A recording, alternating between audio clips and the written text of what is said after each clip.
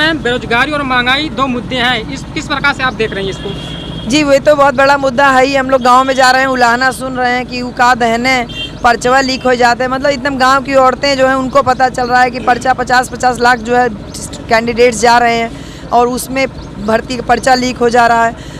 Fees बढ़ा दिया जा रहा है, एजुकेशन के ऊपर प्रहार हो रहा है, आरक्षण के ऊपर प्रहार हो रहा है, नौकरियां ख़त्म की जा रही, जो नौकरियां निकल रही हैं उनका ठीक से पद जो है वो भरे नहीं जा रहे हैं। तो नमस्ते दोस्तों, मैं हूं आदेश गुप्ता, आप देख रहे हैं आदेश भारत न्यूज। हमारे साथ लोकसभा लाजगंज की उम्मीदवार डॉक्टर इंदु चौधरी थी। मैम, आदेश भारत न्यूज में आपका स्वागत है। बहुत बहुत धन्यवाद। मैम, 2024 की क्या रणनीति है? अब की बार लालगंज आप सांसद की उम्मीदवार हैं, किस प्रकार लालगंज की सेवा आप करेंगी? सब तरफ से तो मैं देख रही हूँ कि किसी भी मतलब विकास के नाम पे जनता के साथ में पूरा छल किया गया है।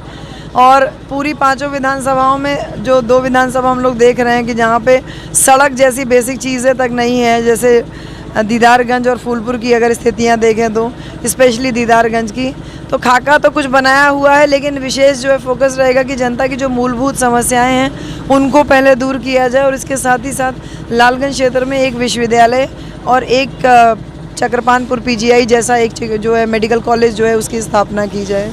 अभी जो समाजवादी पार्टी बसपा पे हमेशा आरोप लगा रही है कि यह बीजेपी की भी पार्टी है, इस पर क्या कहना चाहेंगे? बी टीम सपा ही है और अपने जैसे होता है ना कि आप अपना गलती छुपाने के लिए दूसरे के ऊपर गलती करते हैं। उनके तमाम जो है देख लीजिए दावे जो है पीडीए का दावा दे रहे हैं खाली भुलावा करने के लिए। एक भी मुसलमान को आप राज्यसभा नहीं भेज रहे हैं। इसके साथ ही साथ उनका जो टिकट वितरण है आप देख लीजिए कि कितने मुसलमानों को वो टिकट दे रहे हैं। और वहीं बहुजन समाज पार्टी ने 23 मुसलमानों को उम्मीदवार बनाया है अपनी पार्टी से। पिछली विधानसभा में 100 से ज़्यादा लोगों को, 403 विधानसभा में 100 से ज़्यादा जो है विधायकी का टिकट दिया। और लगातार मुसलमानों के ऊपर हो रहे अत्याचार के खिलाफ बहुजन समाज पार्टी आवाज़ उठाती रही है। अखिलेश यादव जी चुप्पी साधे बैठे हुए हैं। मुजफ्फरपुर के दंगे उन्हीं के जो है समय पे हुए। पहलू खान का मॉब लिंचिंग उन्हीं के कार्यकाल में हुआ।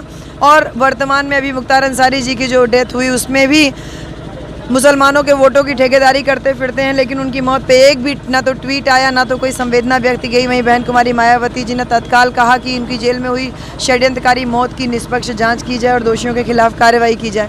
ऐसे में बहुजन समाज पार्टी खुल करके मुसलमानों के सपोर्ट में काम कर रही है और मुसलमानों के खिलाफ जो नफरत का माहौल पैदा करके बीजेपी देश की राजनीति करना चाहती है, तो समाजवादी पार्टी पीछे से क्या अब तो खुल करके दिख रहा है कि उसका सपोर्ट कर रही है। साथ ही साथ एक बात और बताऊंगी कि श्रावस्ती में जिस प्रकार से राम शिरोमणि वर्मा जी का टिकट कटा, वो साफ तौर पे ये बता रहा है कि भाजपा की बी टीम बन करके समाजवादी पार्टी काम कर रही है।